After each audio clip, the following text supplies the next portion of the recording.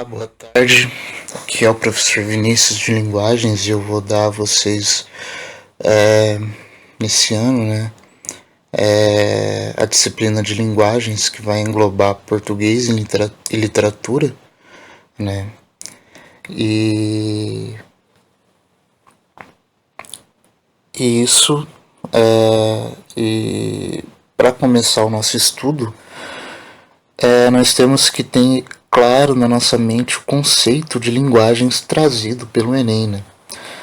O linguagens ela é conceituada pelo Enem como um conjunto de ciências que buscam estudar diferentes aspectos da língua portuguesa e do cotidiano, né? Aí nós temos dentro da linguagem, da linguagens, alguns pontos muito importantes, que é a literatura, linguística, interpretação de texto e redação e gramática, né? A literatura é o estudo da escrita artística, composta em versos ou em prosa. Aqui a gente vai estudar as obras literárias, a gente vai estudar as escolas literárias, as características de cada uma, como que qual era o contexto em que cada uma se deu, né, dentro da história, né, que isso é muito importante a gente entender história e literatura juntos, né. Nós temos a linguística, que é o estudo dos fatos da linguagem, né. Então, é como a linguagem ela se comporta dentro da nossa sociedade diante de variações temporais, diante de variações regionais, diante de variações socioeconômicas, diante de variações estruturais, né? E situacionais também, como a gente fala conforme cada situação, né? Então é muito importante a gente entender como que a língua ela se comporta em diferentes aspectos, e quem estuda esse comportamento é a linguística, né? Aí nós temos a interpretação de texto, que é a compreensão da ideia passada por um texto, né? Então nós temos aqui como que nós temos aqui a prática, né, da leitura, a prática da resolução de exercícios, justamente para a gente conseguir ver, né, qual que é a informação que nos é dada através daquele texto. Nem sempre aquela informação ela nos é clara, então a gente tem que extrair ela daquela casca, né, daquela casca de textual. E para isso requer muita prática, por isso que eu falei que nós vamos praticar muito, né, durante esse tempo. E nós temos aqui a redação, que é a construção de textos. Eu não vou trabalhar a redação especificamente, diretamente, né? Mas é muito importante a gente ter a noção de como se constrói um texto, justamente para a gente fazer, para a gente entender como que algumas questões de linguagens elas são feitas. Então a gente vai trabalhar isso em algumas partes, né? Então a construção de texto, a gente tem que ter essa noção da construção de texto, né? E a gente tem a gramática. A gramática é o entendimento dos padrões e regras consagradas pela norma culta da língua portuguesa. Então aqui a gente vai estudar a norma culta, a gente vai estudar as classes gramaticais, a gente vai estudar em menor escala análise sintática, a gente vai estudar semântica, a gente vai estudar fonética, ortografia. Então é tudo aquilo que padroniza a língua está dentro da gramática. E nós temos as artes visuais, que assim como a literatura é um ramo, né, da arte, e ela engloba três principais pilares, né, que é a pintura, a escultura e a arquitetura. Então nós vamos entender esses três principais pilares, e nós vamos também, né, entender como que nós vamos entender também as escolas artísticas, nós vamos entender qual é o contexto em que elas se deram e como que elas nos afetam até hoje, né? Porque a gente pode citar aqui o Brasil, a arquitetura colonial, né? Qual que é a influência, qual que foi a influência dela, o que ela influenciou, o que ela acabou influenciando aqui no Brasil e tudo mais. Então a gente vai estudar isso mais pra frente, é muito importante. Nós temos a educação física. A educação física ela é trazida pela prova de linguagens, né? Que é o cuidado com o próprio corpo, cuidado com a imagem.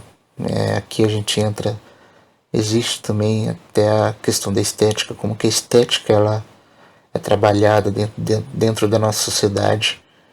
Então a gente vai ver isso dentro da prova do Enem, logicamente, de uma maneira contextualizada. E a gente tem aqui as tecnologias de informação, né? A gente tem aqui como interpretar as tecnologias de informação, como interpretar, né, essas tecnologias que afetam a linguagem, né, de uma maneira mais hoje muito contundente, né? Então a gente vai entender a linguagem dentro do contexto, né, das redes sociais, dentro do contexto, né, das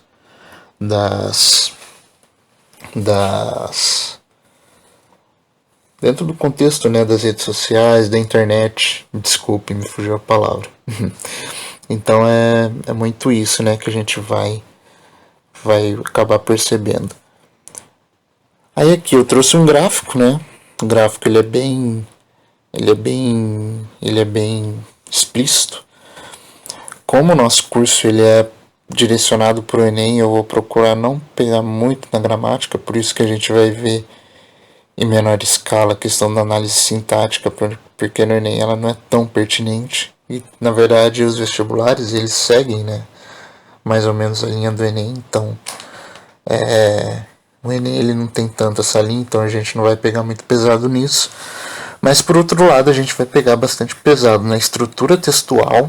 A gente vai estudar bastante as tipologias, os gêneros textuais, né? E a gente vai estudar muito leitura e interpretação de texto, né? Então a gente vai bater muito dentro da resolução de exercícios, justamente para a gente ter muito bem a noção do que nos é pedido nesse caso, né? Então, preparem-se, porque a gente vai interpretar muito texto. E, finalizando nessa parte introdutória, só deixando claro aqui como a gente vai trabalhar. Em cada aula eu vou trabalhar duas partes. A primeira parte sempre vai ser gramática e a segunda vai ser literatura. A parte de gramática eu vou procurar trazer exemplos, procurar trazer tabelas, né? Eu não trouxe nessa primeira aula, me desculpe, porque eu tive um problema com um programa que eu uso para fazer PowerPoint, mas logo nas próximas aulas eu já trago muito bem, já trago direitinho para vocês. Mas vamos lá, a parte da gramática, e a segunda parte sempre vai ser literatura, né? Então a gente vai estudar gramática e literatura na mesma aula, né? Então vamos lá. Começando a parte de gramática, a gente vai estudar as classes gramaticais, né? Para estudarmos as classes gramaticais, primeiro a gente tem que estudar como é estudada. A gente tem que analisar como é estudada a língua portuguesa. A língua portuguesa ela pode ser dividida em 5 ramos principais. Ela pode ser dividida em sintase, que é o papel de cada palavra na frase analisada. Então, dentro da análise sintática, né, a gente consegue compreender a função de cada palavra dentro de uma oração, e a gente consegue entender que nenhuma palavra está ali à toa, né? Isso é muito importante, inclusive na literatura. Entende? Um bom escritor é um bom analisador, né, da sintase. Nós temos a semântica, que é o significado de cada palavra. Então é aqui que a gente vai ver, por exemplo, a questão dos antônimos, dos sinônimos, dos parônimos e tudo mais, né? Porque a gente vai estudar não a palavra em si, mas a ideia que ela nos passa. E desculpa, voltando um pouco à sintase, é na sintase que a gente vai estudar o objeto direto, o verbo transitivo, os verbos transitivos, os verbos intransitivos, né, o aposto, o vocativo e tudo mais. Então, é justamente na sintase que a gente vai estudar essas funções. Aí nós temos a morfologia, né? A morfologia é a natureza de cada palavra, estrutura e natureza de cada palavra. Então, a gente vai estudar, né, a matéria-prima da palavra, né? A gente vai estudar a confecção, a composição da palavra, a palavra em si, né? Então, isso entra muito dentro da morfologia, né? E nós vamos estudar a fonética. A fonética é o som de cada palavra. E então a gente vai ter aqui, né, o estudo das tônicas, das sílabas tônicas, o estudo da acentuação, o estudo das proparoxítonas, oxítonas, paroxítonas, né? Então entra muito dentro da fonética, e a fonética ela é essencial para o estudo da ortografia, né? Compreender a ortografia envolve compreender muito bem a fonética. E nós temos a estilística, né? A estilística ela vai estudar as variações da língua. Então é o braço da linguística dentro da gramática, né? Então a gente vai estudar aqui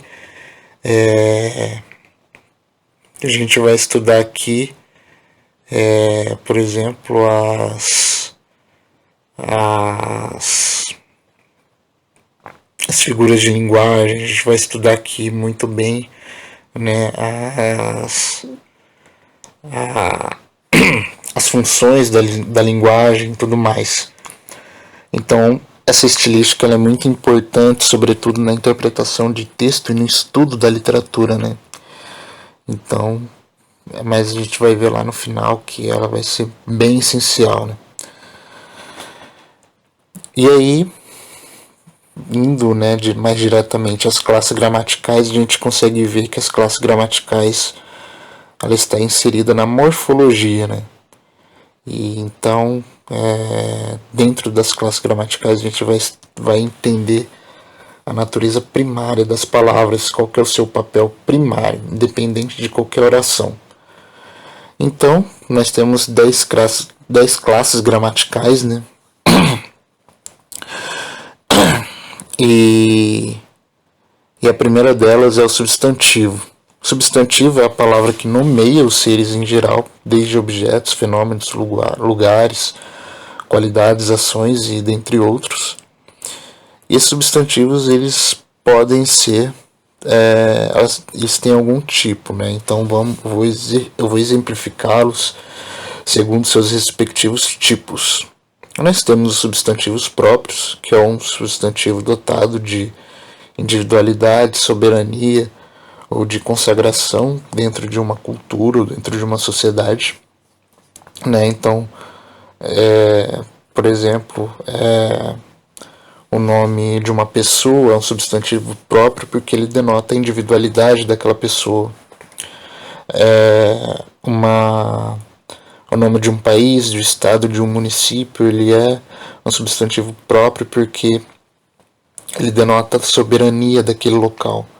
O nome de Deus, né, ele é um substantivo próprio porque ele é consagrado dentro da nossa sociedade. Então nós temos essas 3 características, né, que norteiam uma palavra para se tornar um substantivo próprio. E elas são sempre grafadas, né, escritas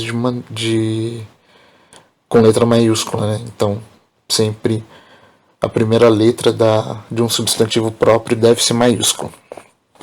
Nós temos substantivos comuns, que são substantivos que não são próprios, ou seja, eles não são dotados de nenhuma consagração, individualidade, soberania.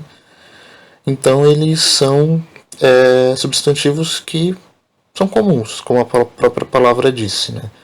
Então, por exemplo, um casaco, uma fruta, um livro, são substantivos comuns, não são dotados de nenhum diferencial.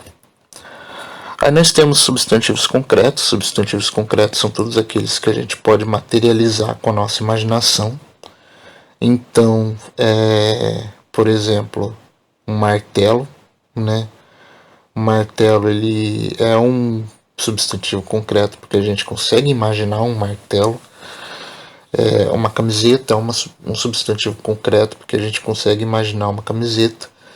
Então tudo aquilo que a gente consegue imaginar, que a gente consegue materializar com a nossa mente, é um substantivo concreto.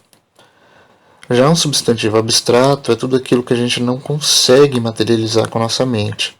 Então é tudo aquilo que a gente precisa de representações secundárias, né? Então, por exemplo, o amor. A gente não vai materializar um amor, mas a gente vai materializar alguém ou algo que a gente ame, né? A raiva, o ódio, a mesma coisa. A gente não vai materializar o ódio, mas a gente vai materializar alguém ou algo que a gente odeia, ou do qual a gente tem raiva. Então é tudo aquilo que a gente não pode materializar.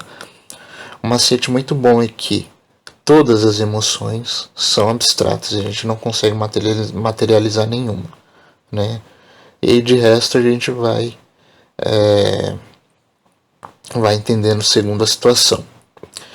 E aí nós temos os substantivos coletivos, é todos aqueles que denotam uma coletividade, ou seja, são todos aqueles que denotam um aglomerado de coisas ou pessoas iguais, né? Então, por exemplo, uma matilha é um conjunto de cães, de cachorros. Um canavial é um conjunto de cana-de-açúcar. Um matagal é um conjunto de mato. Um pantanal é um conjunto de pântanos, é uma grande área pantanosa. Então, é um substantivo coletivo. Né? Então, é tudo aquilo que denota uma grande quantidade de coisa. É um conjunto, né, de alguma coisa. Aí o verbo é a palavra que nomeia as ações em geral, né? Ou seja, não só ações, mas nomeiam estados, nomeiam situações contínuas. Então é tudo aquilo que nomeiam algo que ocorre de maneira ativa, né? Aí nós temos, né, os verbos regulares, que são os verbos que obedecem, né, aquela regra, né, da primeira, segunda e terceira pessoa do singular e do plural. Então são verbos que seguem um padrão, né, muito bem definido. Os irregulares são aqueles que não seguem um padrão definido. Então, por exemplo, o verbo ser, né? Se a gente for ver o verbo ser, a primeira pessoa do singular do passado ou do presente é eu sou, né? Mas se a gente for ver o pretérito perfeito eu fui. Mas se a gente for ver o pretérito imperfeito é eu era. Então são verbos que não possuem um padrão. Eles só existem e a gente tem que decorar, né? Não tem jeito. Aí tem os verbos defectivos. Os verbos defectivos são aqueles verbos que a gente não são aqueles verbos que não possuem representantes dentro de algumas dentro de algumas pessoas e tempos, né? Dentro de algum conjunto de pessoa e tempo. Então, por exemplo, quando você vai falar que você vale alguma coisa, eu vou falar que eu valho, mas não existe. Então, esse verbo ele é defectivo porque não tem a primeira pessoa do singular para o verbo valer. Então, são verbos que estão faltando alguma coisa, né? São verbos aspas mutilados. E tem os verbos abundantes. Os verbos abundantes são aqueles que possuem mais de uma representação, né? Então, são verbos que possuem mais de uma forma verbal dentro de um conjunto, né? E próxima é o adjetivo, né? O adjetivo é a palavra que caracteriza e atribui qualidades aos substantivos. Então, é tudo aquilo que é característica de alguém, né? Então, ele é muito bonito, ela é uma pessoa amável, né? Então, são caracterizadores, né? Então, não tem muito segredo nisso, né? Aí nós temos os pronomes, né? Os pronomes são palavras que substituem ou acompanham um substantivo, indicando a relação das pessoas do discurso. Então, eles ligam diferentes, eles fazem com que o substantivo ele esteja ligado a alguma situação específica. Aí nós temos os pronomes pessoais, né? Que é ela, ele, eu, você. Nós temos alguns pronomes pessoais específicos, né? Especiais, que são Vossa Senhoria, Vossa Majestade. Nós temos os pronomes possessivos, que é meu, seu, né? Teu, dela. Então são pronomes que indicam posse. Então eles inserem um objetivo dentro de uma situação de posse, né? Nós temos os pronomes interrogativos, né? Que são quem, qual, que, né? Por quê. Então são pronomes que indicam uma interrogação, que inserem um substantivo dentro de uma interrogação, né? Nós temos os relativos que indicam a relação entre dois ou mais substantivos, né? Ou seja, o qual. Perdão, desculpa. Agora deu um engasguei aqui tomando água. Aí nós temos o qual, os quais, a qual, as quais, que. Então são pronomes que relacionam diferentes partes do discurso.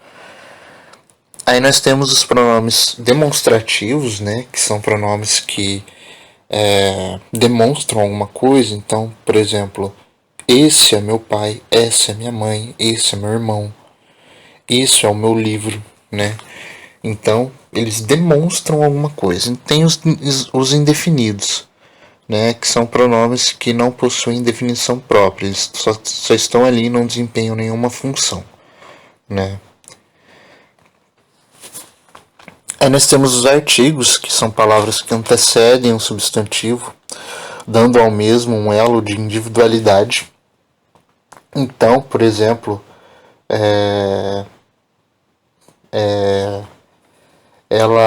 o substantivo ele é um importante sementador, né? Ele é um importante formador de elos dentro da comunicação, né? Porque ele deixa a comunicação mais coerente. Aí eu vou dar um exemplo. Vamos supor que eu esteja apresentando uma casa, né? Não necessariamente a minha casa, mas uma casa. Eu falo para você, esta é a casa, né? Então você sabe que é a casa, ou seja, você sabe que aquela é uma casa específica. Agora, se eu falar esta é casa, fica estranho, né? Além de eu não ter individualizado a casa, a frase em si ela fica meio esquisita, né? Então é um elo de individualidade que dá, né, uma noção de uma certa coerência ao discurso. Aí nós temos os numerais, que são palavras que indicam a posição ou número de elementos. Aí dentro dele nós temos os cardinais, que são os números, como nós conhecemos, 1, 2, 3, 4, 5. E eles indicam quantidade, ou seja, um pão, 2 galinhas, 3 carnes, né? Nós temos os ordinais, que são os que indicam ordem, né? Então é primeiro, segundo, terceiro, quarto, quinto, né? Nós temos os multiplicativos que indicam, né, multiplicação. Aí nós temos o triplo, o dobro, quádruplo, quíntuplo, sextuplo, né? Então são sempre palavras que indicam a multiplicação de alguma coisa, né? O dobro disso, o triplo disso. Nós temos os fracionários que indicam. Perdão, espirrei. Nós temos os fracionários que indicam, né? A fração, a divisão de alguma coisa, então a metade, um décimo, um milésimo, um quinto. Então são sempre palavras que indicam a divisão de alguma coisa por um divisor, né?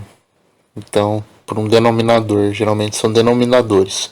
Quinto, quarto, né? Décimo, centésimo. Nós temos os coletivos, né? Que aí são palavras que indicam uma quantidade delimitada de objetos, né? Aí a gente tem aqui uma dezena, uma centena, um milhar, um milhão. Não, um milhão é numeral. Mais um milhar, uma dúzia, uma quinzena. Então sempre são coisas que denotam um número pré-definido de objetos, né? São palavras que denotam um número pré-definido de objetos. Aí nós temos a preposição, que são palavras que ligam dois elementos da oração, né? Geralmente eles são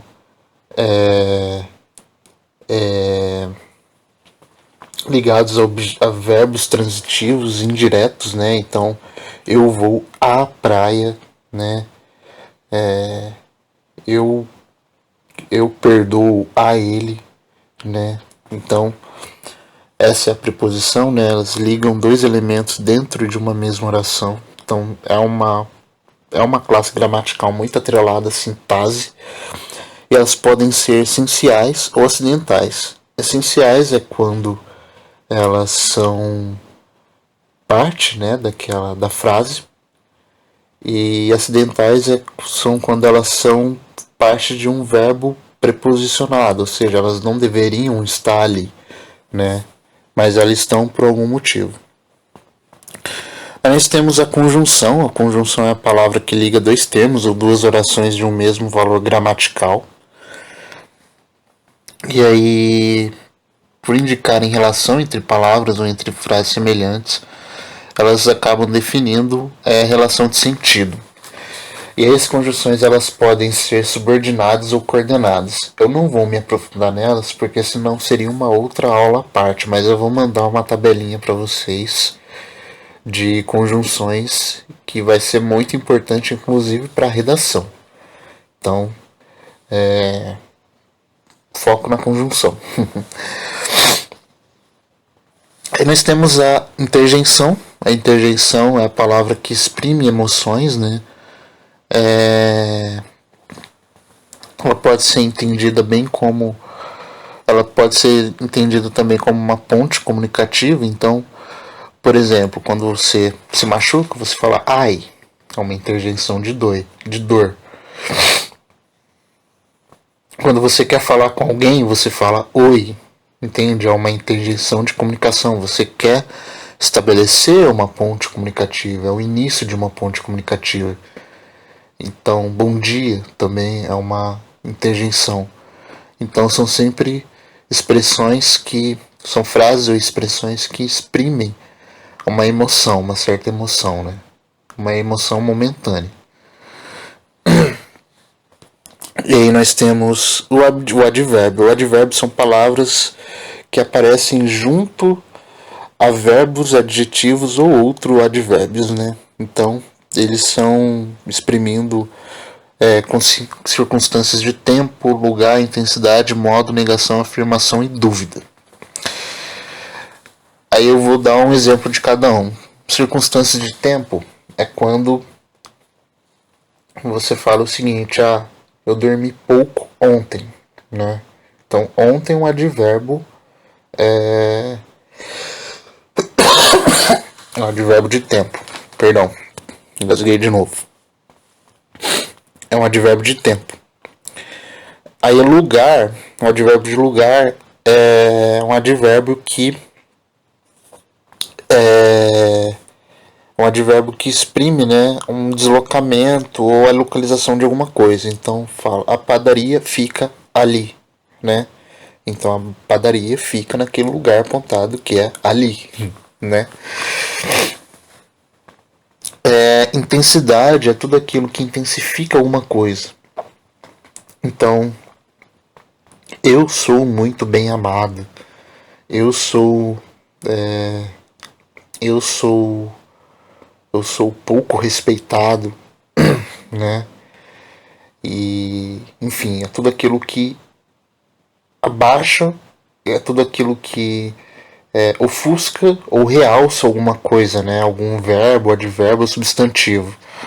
Aí nós temos o advérbio de modo, que é tipo, ele lutou incansavelmente, é tudo aquilo que expressa o modo de alguma ação, né? Ele lutou incessantemente, ele dormiu brevemente, tudo mais. O advérbio de negação é tudo aquilo que expressa uma negativa. Então, é quando fala ele não fez nada disso, né? Então, o nada é um advérbio de negação. O de afirmação é tudo aquilo que afirma, né? E o de dúvida é tudo aquilo que expressa uma relação de dúvida, né? Então, é tudo aquilo que expressa uma relação de incerteza, tudo aquilo que dá incerteza a alguma coisa, ao verbo, ao adjetivo ou a outros advérbios. Aí dentro dos gêneros literários nós temos a análise literária. Aí nós temos, dentro do estudo dos gêneros literários, né, agora, perdão, correr, mas agora nós estamos em literatura. Então, dentro da literatura a gente vai estudar, né, os gêneros literários. E dentro da análise literária, dentro dos gêneros literários, ele é estudado pela análise literária. Ele é tido como um conjunto de obras com características ligadas a critérios semânticos, a critérios semânticos, sintáticos, fonológicos e formais e contextuais. O que eu quero dizer? Em um gênero literário, a gente vai ter um significado, né? Ou uma razão de ser, que é o próprio significado da obra, né? Nós temos a sintase, ou seja, como que ela vai se comportar dentro da sintase, se vai ser uma sintase mais formal, se vai ser uma sintase mais informal, se vai ser uma sintase mais consagrada ou menos consagrada. A gente vai ter os aspectos fonológicos, né? Ou seja, como que a fonologia, como que o vocabulário, né, daquela obra ela vai se dar, né, daquele gênero literário, ele vai se dar. A gente tem características formais, que é relativa à forma mesmo da obra, e características contextuais, que aí vai entrar o contexto histórico, social, cultural, né,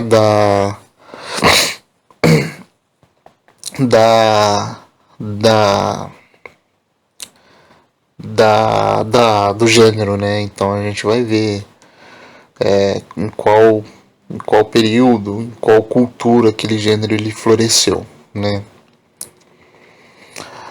Aí nós temos como primeiro gênero o épico, ou narrativo. Essas são obras que transmitem uma história contida em um espaço e tempo definido, né? Nesse gênero, a narração dos eventos prevalece sobre o trabalho com a linguagem, com a estética. Ou seja, isso é um ponto muito importante, porque existem muitos gêneros, muita confusão entre alguns tipos de gêneros, narrativos épicos e o gênero lírico, né? Por quê? Porque muitos aparecem muito semelhantes por vezes. Mas só que a gente tem que ver justamente a semântica, que é a razão de ser daquele gênero. A razão de ser do gênero épico é justamente transmitir uma história, enquanto que a razão de ser do gênero lírico, que a gente vai ver lá mais pra frente, é de justamente transmitir a emoção de quem conta a história, e não necessariamente a história, né? Então, a gente tem, né, alguns exemplos de gêneros narrativos ou épicos, que é a epopeia, né? A epopeia é uma narrativa que serve a um propósito nacional, ou seja, a epopeia de Portugal são os Lusíadas, que serve para contar a história do povo português. A epopeia do povo inglês é Beowulf, né? A epopeia do povo espanhol é de El Cid, a história de El Cid, que é a história da guerra de reconquista. Então é a história do povo, né? De um certo povo, que é uma obra que conta a história de um certo povo. Nós temos a fábula, né? A fábula é uma história geralmente com cunho moral e que são metaforizadas, né? Sobre a forma de interações com animais. Então, dentro das fábulas, a gente tem, por exemplo, um cachorro falando com um gato, né? E a gente tem, por exemplo, um gavião como vilão. E aí, no fim dessa historinha toda, a gente sempre tem uma lição de moral, né? Sempre tem uma, uma liçãozinha, né? Tipo, por exemplo, o cachorro e o gato podem ser amigos, né? No fim de tudo. E aí nós temos a novela. A novela, ela é um conjunto, né, de várias histórias e que se interconectam. Então, é só a gente pegar as novelas da Globo, né? A gente vai ver lá que a novela é um conjunto de vários núcleos. E eles vira e mexe, eles se entrecruzam, né? Então, por exemplo, Game of Thrones pode ser considerado um exemplo de novela, né? A maioria das séries que a gente vê hoje são consideradas novelas, então é tudo aquilo que são vários núcleos se interligando, né? O conto, ele é uma historinha curta, né? É uma história sem muitos, elas não tem mais que um capítulo, e ela geralmente conta um fato do cotidiano, né? Então, geralmente conta um fato do cotidiano, com algumas reflexões. A crônica, ela é semelhante ao conto, com a diferença de que a crônica, ela possui alguns fluxos temporais. Então, na crônica, a gente vai ter muita recorrência ao passado, a comparação de como era o passado com hoje, a comparação de como hoje, de como o futuro, na verdade não a comparação, mas a projeção de como o futuro pode ser. Então é uma parada que, então é uma parada não, mas é um texto, né, que mexe muito com esse fluxo temporal, né? Então, tipo, passado, presente e futuro. Então ele sempre está ali, né, dentro desse fluxo temporal. E ele também é tão curto quanto o conto, mas ele não chega a ser um conto. Mas a diferença dele pro conto é justamente esse fluxo temporal, esse trabalho com o tempo, né? Aí nós temos um ensaio, né? Um ensaio, são reflexões acerca de um assunto específico. Dentro da faculdade a gente aprende que para a gente escrever sobre um assunto específico a gente tem que fazer muito específico, muitas pesquisas e tudo mais. Eu digo para nós fazermos um artigo, mas o ensaio é como se fosse um artigo sem pesquisa. Então são as nossas impressões sobre alguma coisa. Então eu vou falar no ensaio o que eu acho sobre política, eu vou falar no ensaio o que eu acho sobre a medicina, né? E sempre relatando, né, algum fato como exemplo para para exemplificar, né, para retratar o que eu acho. E por último a gente tem o romance. O romance ele é a parte de uma novela. Lembra quando eu falei que uma novela ela é um conjunto de várias histórias? Então, a novela também pode ser entendida como um conjunto de vários romances. Então, o romance ele é uma história, né, que relativamente longa e que possui um começo, meio e fim. E ela pode ou não ter um final feliz, né? Não confundir com o estilo literário romântico ou com a escrita ou com viés narrativo romântico. O romance é simplesmente uma história que tem um começo, meio e fim, né? E aí, depois disso, nós temos o gênero lírico. O gênero lírico ele é um texto que procura transmitir emoções e sentimentos mediante o trabalho com a linguagem. Lembra que eu falei que o gênero narrativo ele procura priorizar a transmissão de eventos, a transmissão de uma história? Então, a transmissão de o gênero lírico ele procura transmitir o sentimento, né? Ele pode recorrer à transmissão de algum evento, mas ele procura transmitir, ele procura necessariamente transmitir um sentimento, né? E aqui nós temos o exemplo clássico que é o soneto, né? Que o soneto ele é uma e antes de nós adentrarmos, né, no soneto, o gênero lírico ele é sempre escrito em verso, ele nunca é escrito em prosa, diferente do gênero narrativo. O que são versos e o que são prosa? O que é a prosa?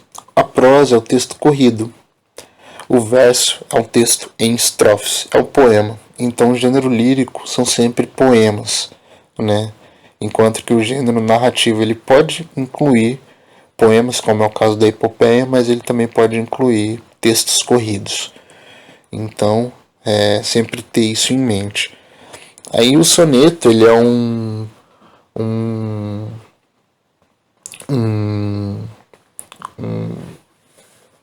exemplo do gênero lírico ligado à transmissão de algumas emoções, né?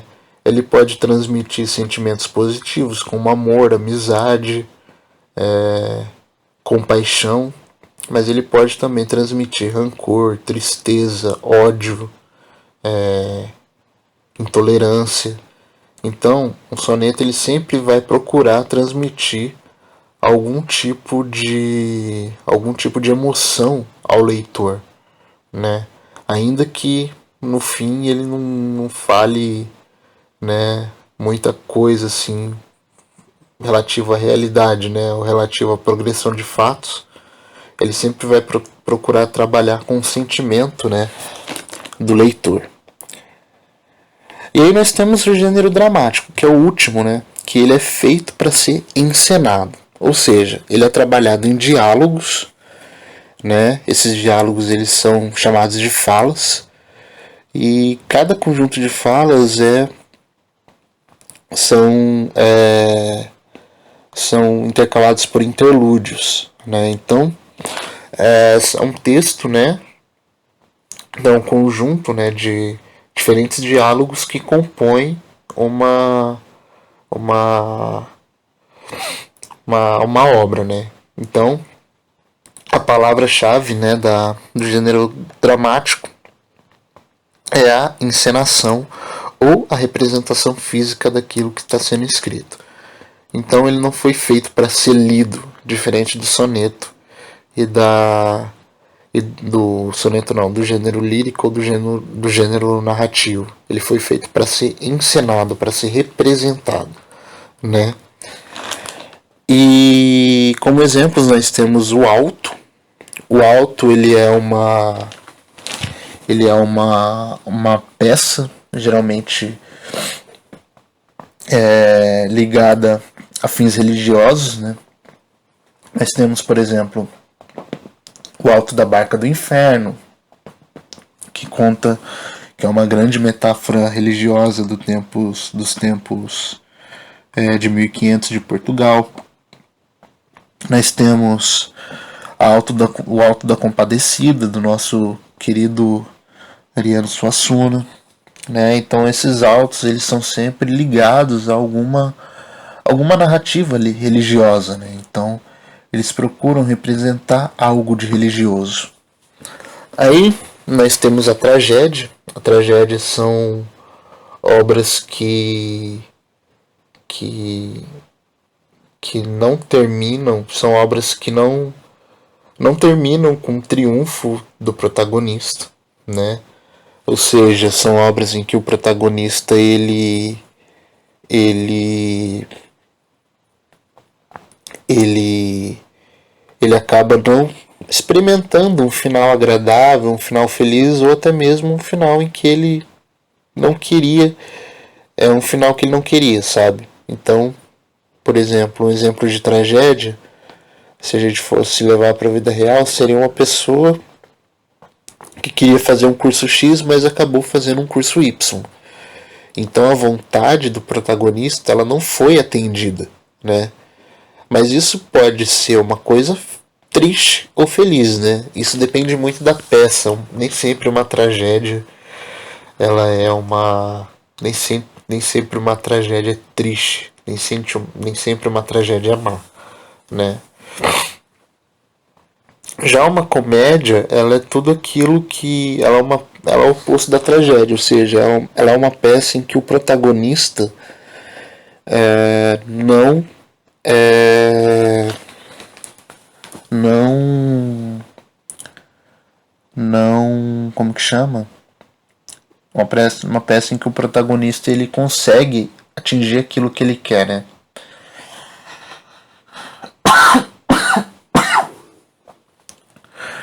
Ele é uma peça em que o protagonista ele consegue alcançar aquilo que ele almeja. Mas só que nem sempre alcançar o que ele almeja é bom, né? Por exemplo, uma pessoa ela pode querer ser a pessoa mais rica do mundo, mas quando ela fica rica ela perde tudo, sabe? Então, no sentido de perder tudo, no sentido de amigos, família. Então ela conseguiu o que ela queria, mas aquilo não foi algo bom. Então uma comédia. Então essa história ela é um exemplo de comédia ruim, né? Então nem sempre é aquilo que nos faz rir. Uma comédia é aquilo que atende às vontades do protagonista, sem necessariamente ser algo bom ou ruim, né? E nós temos a farsa. A farsa é uma peça que possui uma reviravolta muito grande.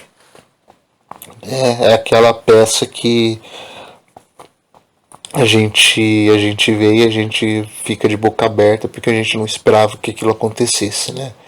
Então é o clássico plot twist, né? Então são peças que meio que brincam com o espectador, né? Com as expectativas do espectador.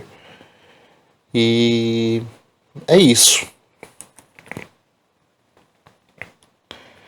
Gente, perdão por pela aula, perdão pelo qualquer coisa, né? Na verdade não pela aula, mas perdão qualquer coisa. Eu eu eu prometo sempre fazer o melhor por vocês. Eu até tinha escrito um textinho bonitinho, mas não apareceu aqui, não sei porquê, mas vamos juntos. Eu vou sempre ajudar vocês. Eu vou mandar uma listinha de exercícios com vocês. Vou mandar algumas tabelinhas com exemplos que eu fiquei de mandar aqui. E é isso, pessoal. Muito obrigado por tudo. Muito obrigado aí pela oportunidade, pela confiança. E tamo junto. Qualquer coisa, contem comigo. Um grande abraço para vocês e tchau, tchau.